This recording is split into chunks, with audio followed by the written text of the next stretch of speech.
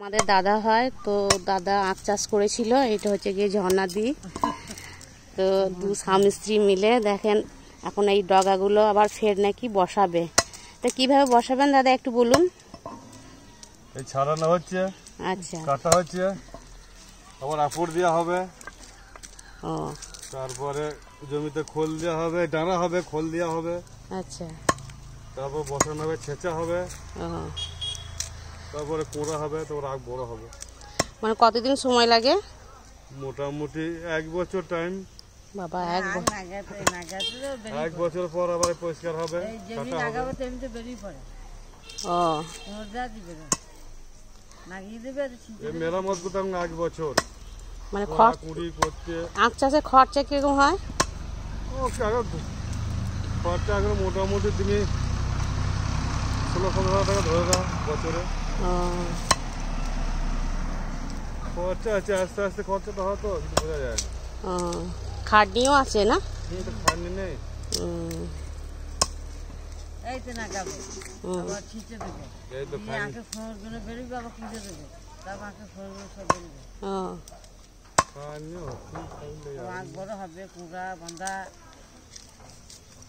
এক বিঘে জমিতে কিরকম গুড় হয়? তাহলে মোটামুটি আমরা 3 কাঠা 4 কাঠা লাগানো হলে 15 ton, 16 ton, 17 ton, 18 ton, 19 ton হবে। তো আমি গুড় খেয়ে দেখেছি, এনাদের গুড় খুব ভালো। মানে একবার যে খাবে সে ভুলতে পারবে না।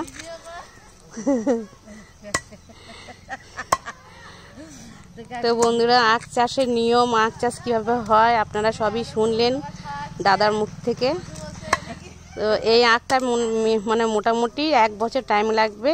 এই বছর উঠে গিয়েছে, আবার সামনে বছর হবে, আবার চৈত্র মাসে উঠবে। আচ্ছা আচ্ছা। এই যে ডগাগুলো মানে কতটা জমিতে চাষ হবে? এই যে ডগাগুলো আপনারা কাটছেন? 3 কাঠা লাগাবো বলে ছাড়ানো হচ্ছে।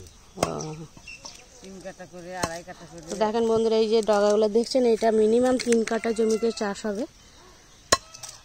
তো দেখেন আখ চাষে সত্যি খুবই কষ্ট আমরা দেখেছি। তো আশেপাশে অনেক গ্রামে আখ চাষ হয় না, শুধু আমাদের সেলেন্ডার গ্রামেই চাষ হয়। আরও হয় হয়তো কোনো না কোনো গ্রামে, কিন্তু আগে যেমন প্রত্যেকটা গ্রামেই চাষ হতো, সেটা কিন্তু এই খরচার ভয়ে আর খাটনির ভয়ে উঠে গিয়েছে। কিন্তু সেলেন্ডার গ্রামটা ধরে রেখেছে, আর আমাদের এই ঝর্ণাদি আর এই দাদা, এই দুজন মিলে এখন ধরে রেখেছে আমাদের পাড়ার মধ্যে। তো এনাদের গুড় খুবই ভালো নামায়। তো যদি কারো গুড়ের দরকার হয়, এবছর আর নেই, সামনে বছর আসবেন, অবশ্যই পেয়ে যাবেন। তো আমার এই ছোট্ট ভিডিওটি কেমন লাগলো অবশ্যই কমেন্ট করে জানাবেন। তো টাটা, বাই বাই, সকলকে আর একবার জানাই শুভ সন্ধ্যা।